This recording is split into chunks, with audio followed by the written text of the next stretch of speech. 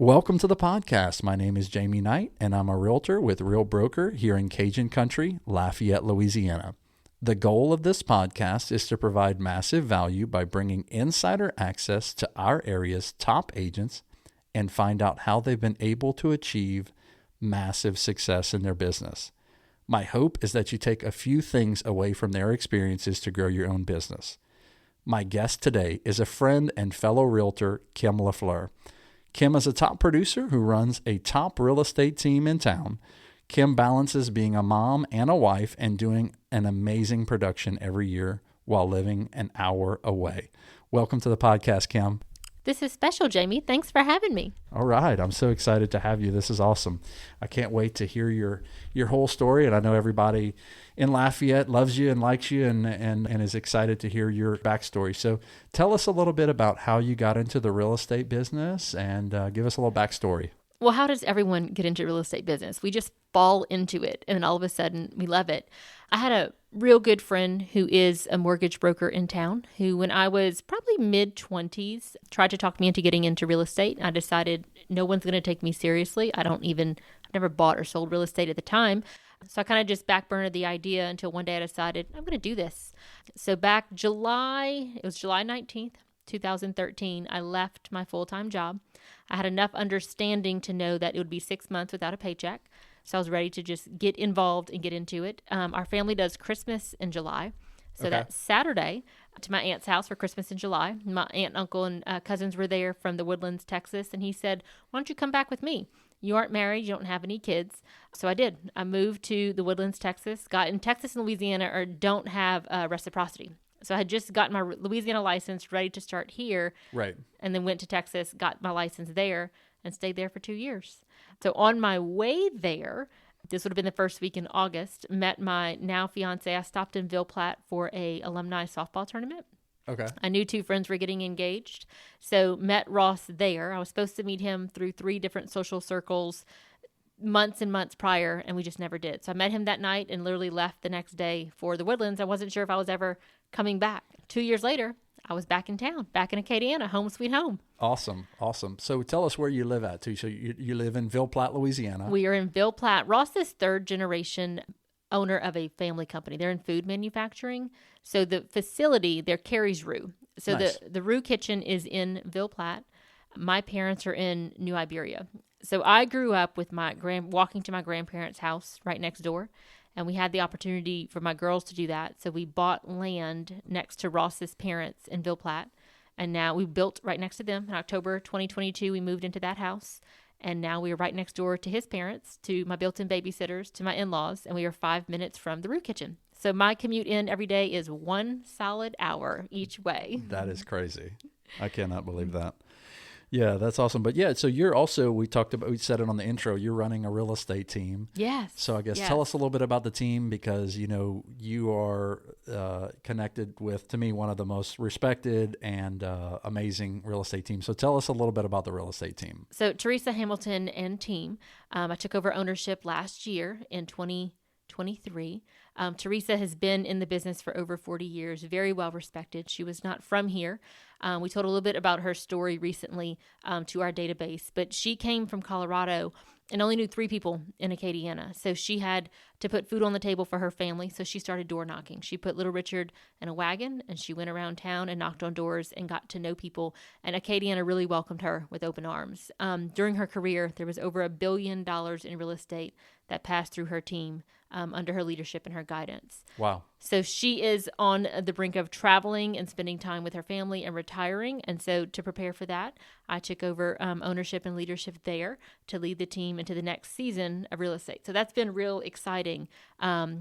Combined, everyone on the team, it's about little over 115 years of experience there. So that's Wow. a lot of transactions, a lot of years under our belt. Yeah, that's awesome. I love the agents that you have on the team too. They're phenomenal. Are they so good? Anytime you have a dealing with them, they're amazing. You know you're going to close the deal. You know they're going to get you to the closing table. Yeah. They're so professional. They're so good. The invaluable part of just being on the team is just all being together, being able to sit at that table together and work together during our team meetings or, her group text, things like that, bouncing things off of each other. Never a dull moment. Tell us a little bit about how you personally deal with your clients and, just kind of how you operate in the space.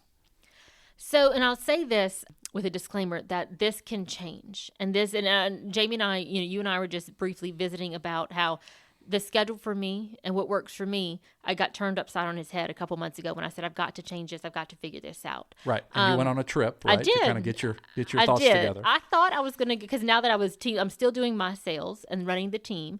And I thought I'm going to take this trip. And I was very, thoughtful on where I wanted to go. My mom said, why don't you just go to our camp? No, it's too close because I'm just going to go to work. I'm going to drive back and come to work. I had to go somewhere where I had to fly, and I could not just turn around and come back to work.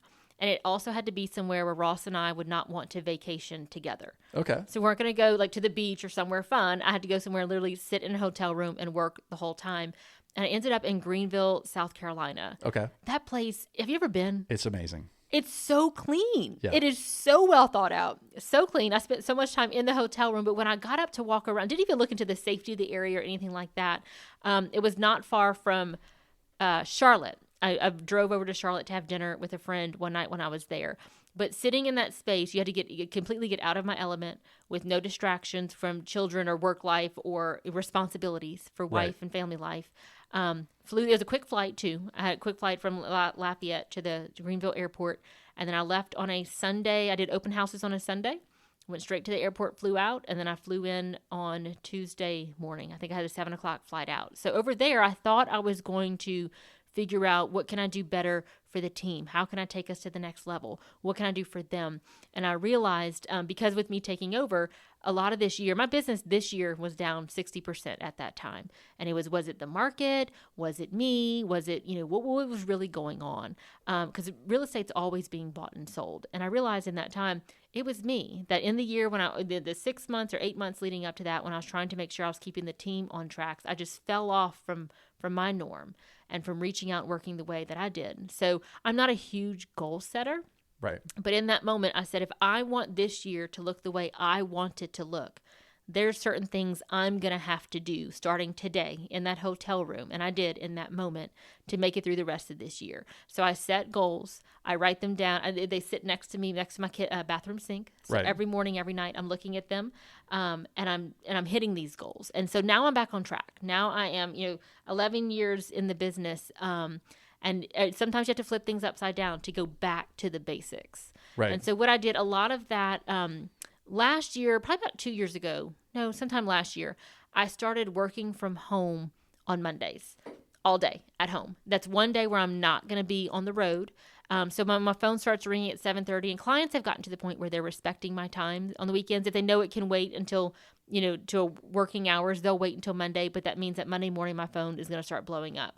But working from home, I'm sitting in front of my computer and can answer their questions and can do the research. And it's not 2 hours. Most of the time, I'm on the road about 4 hours a day. Wow. 1 hour getting into Lafayette, 1 hour getting back home, and then in between appointments all day long.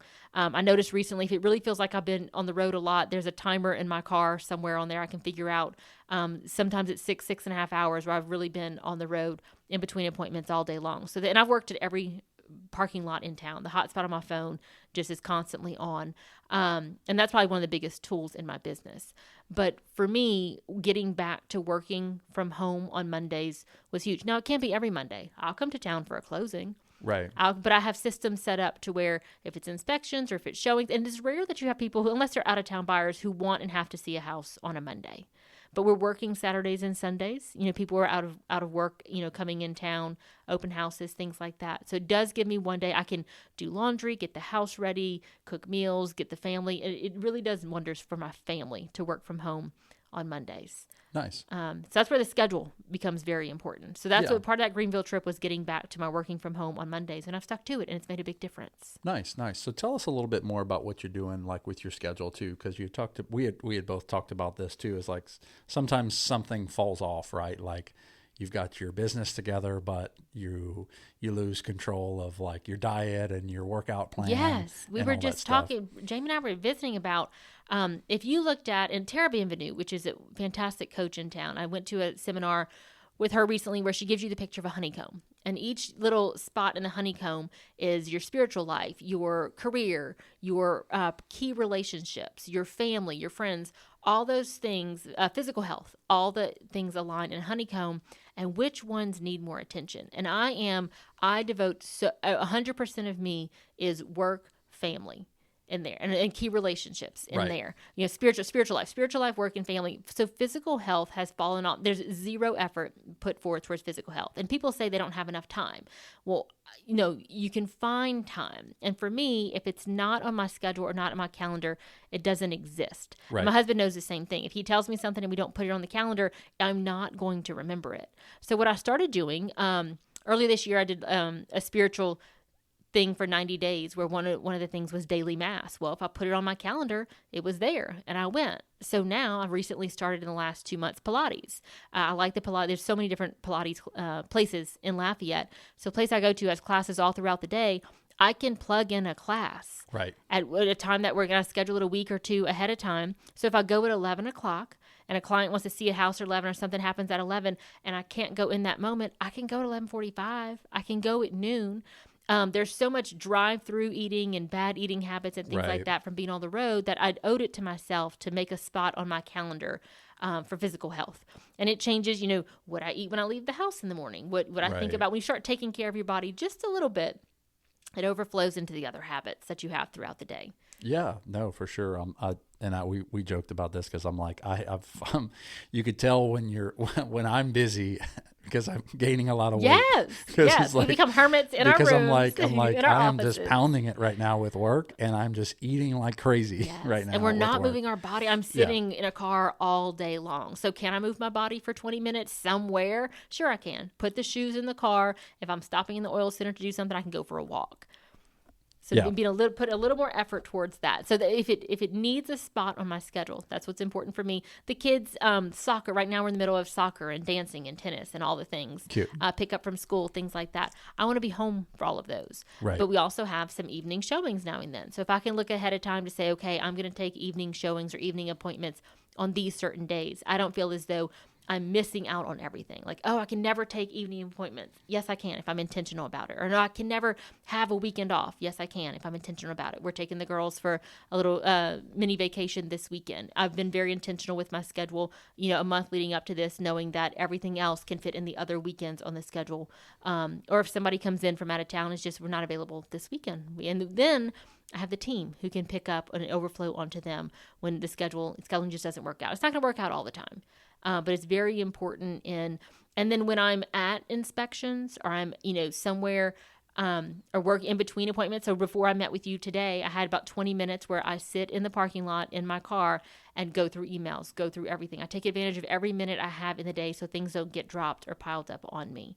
At inspections, I'm working the whole time. And my client knows, they can come. And I prefer they're not there following the inspector around. If they want to be there, absolutely, y'all come. But come at the last 30 minutes and we can all go through everything together. The inspector can do his thing. I can do my thing. At that point, I can take calls. I have my hotspot on my phone, so I'm really not missing a beat. Right. Very rarely in the office because that's what I'm doing paperwork. And I have an assistant who's in the office full time on the back end who can handle everything for me there. But for me, very rare am I in the office. Yeah. No, I like that. That's a great recommendation about the home inspection, just having them come at the last 30 minutes and then get the summary, see all the hot spots and points that the inspector wants to hit, but lets you be able to use that hour, 2 hours, whatever it is, to just hammer out work and make phone calls and all those things. Yes. So yeah, that has to help. But yeah, I mean, for me, I knew that about you even before we met today, was your schedule is just amazing. And that's how you're able to juggle everything that you're able to juggle, which is great. And in this business, you have to be flexible. You have to know that if you had a schedule that was a closing that was scheduled for 10 a.m., it may get pushed to 2 p.m. I'm real big on people don't schedule their closings around me. They don't need me there. I'm there for moral support. I am strictly just a witness in the room. The buyer and seller can sign without me there, but I want to be there and I will make it there. So if they schedule according to the buyer and the seller schedules first, they call me to say, hey, can you make this work? And I always will be able to make it work. Rearrange something to where I can be there. If there's an inspection, I can have somebody go sit in on the inspection.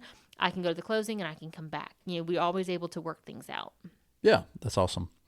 Yeah. So another thing that you do well, which I love, and a lot of people follow this, is you do like just occasional videos on social media. I So, do. so tell us about those I videos. stumbled upon those. I don't even know where this started or why it started.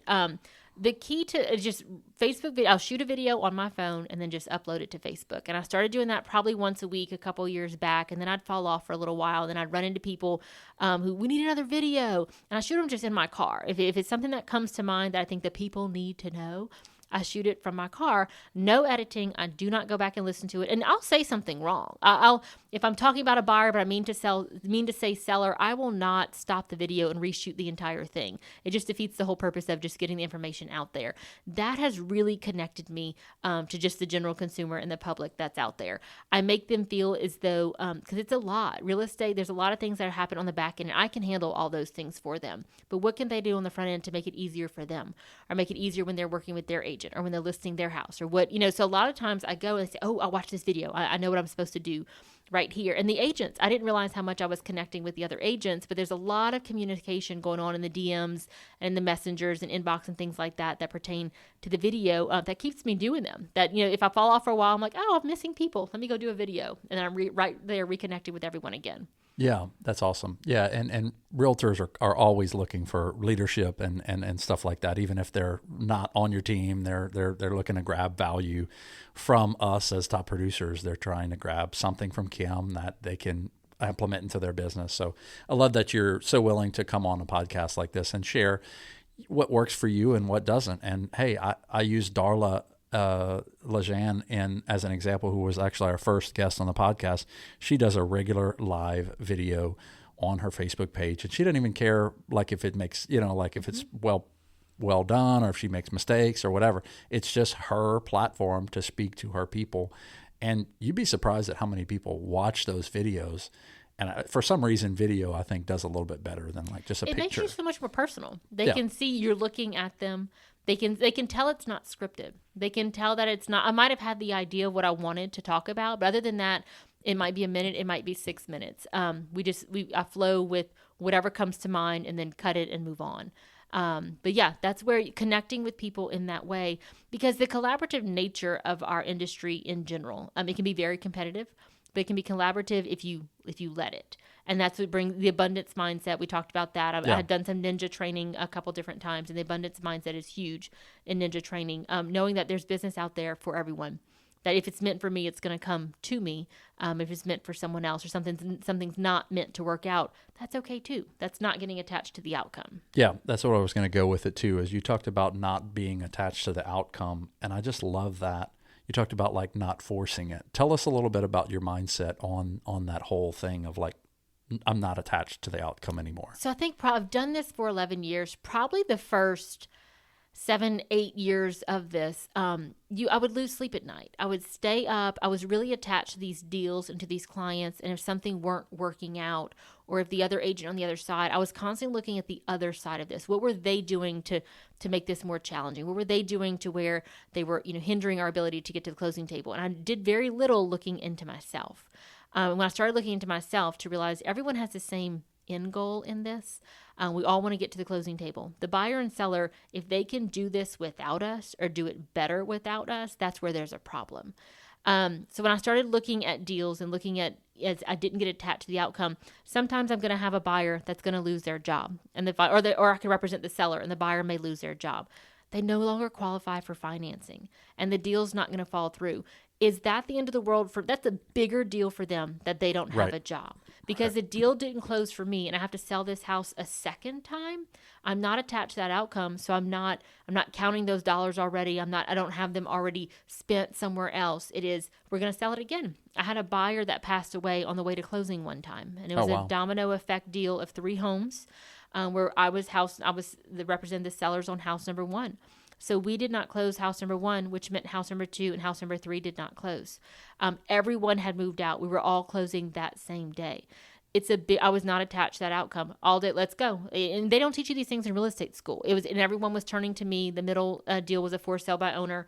And I was able to get in front of everyone to keep everyone together on what do we need to do to move forward, and what do we need to do to make sure either this guy, he was in ICU for a while. He had a medical event on the way to closing.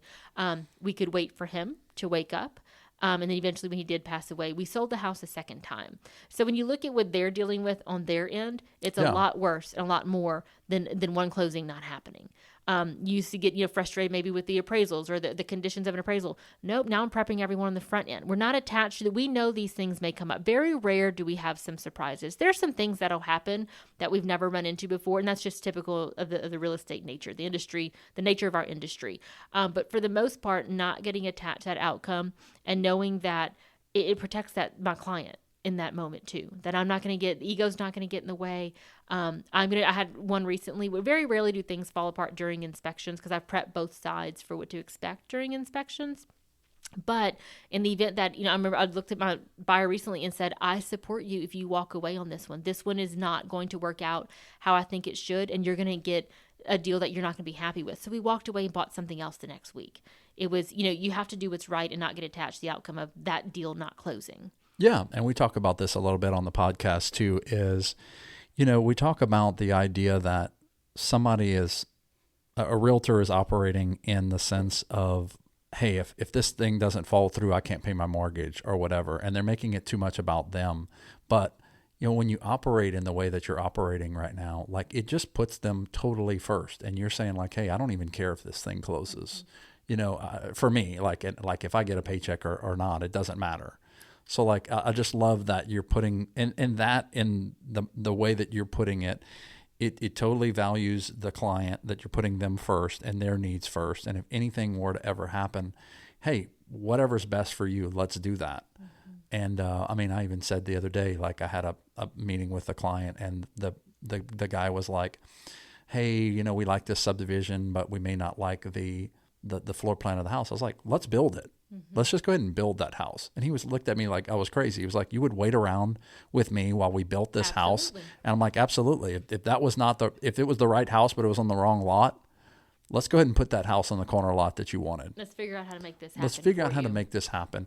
And like that was, I think when you do that to people, that's why you get so much referrals from people, because I hear, I've even talk to people who are using you, like in my path of real estate. I've talked about, we're going to use Kim. Okay, cool. Great. Use her. She's awesome.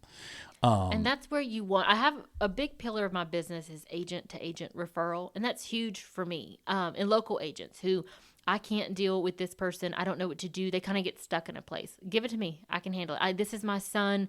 He's not going to listen to me. Let me handle it. Let me do it. I can talk to them the way that, they're not going to respect the way or understand or believe the way that mom talks to them. So agent to agent referral. And as much as important that the clients are for me, other agents are, if not more important. I want my client's important, but whenever there's a multiple offer situation, I want the other agent to look at the 10 offers that are sitting next to them and to look at their seller and say, this one's going to get you to the closing table. Kim's going to do this. I might not be the highest offer. I've won in multiple offer situations a handful of times not being the highest offer, because we know there's all kinds of terms in a contract, and price is not just the only one that's important. And I do the same thing for my clients. If I've had a bad experience with an agent, or an agent really just looks out for themselves, and we have multiple offers on the table, I'll look at and then my sellers are always going to turn to me and say, you tell us what to do. You guide us and tell us. And I'll say, look, these offers side by side, exact same offer. You're going to net the same. This agent's going to be a pain in your rear to get there. This agent is going to fight us the entire time. This agent's going to be fair. This agent's going to be fair to their client and to us. And I think you need to go in this direction. And they'll do it. They're going to listen to me. Yeah. So that's what agents forget about, taking care of each other and respecting each other. It's not just one deal. I'm looking beyond that one deal into all the future deals that I need to have with these agents. Yeah. Yeah, I like that a lot too, because a lot of agents think that they're on the other side of the table, like trying to win the battle. And I'm like, we're all here to get to the closing table. I want my seller to get to the closing table as much as you want your buyer to get to the closing table. And it's like they're coming to war with us, with swords drawn and everything else. I'm like, well, what they realize that they might win that battle, but they've lost the entire war. So you were nasty to an agent during that one transaction. So in the big scheme of things, in the big picture, you think they're ever going to want to work with you again. Right. And that's what people forget. They forget that it's not about the one deal that you're in right now. Yeah. No, I totally agree. Yeah. I don't know why agents get like that. It's weird. But it is so much. I did a video on this past weekend. It is so much fun.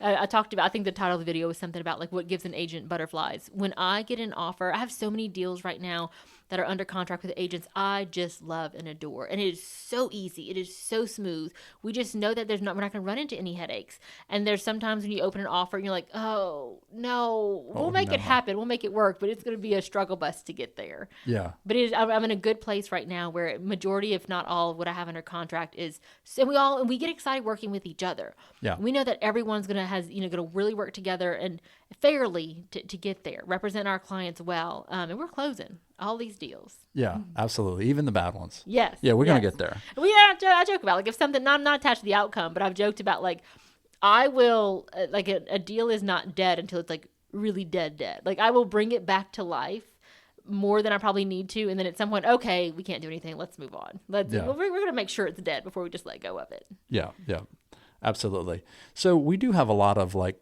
new agents that are listening like around the country and stuff like that. And we have a lot of people who may be struggling right now in a weird market in 2024.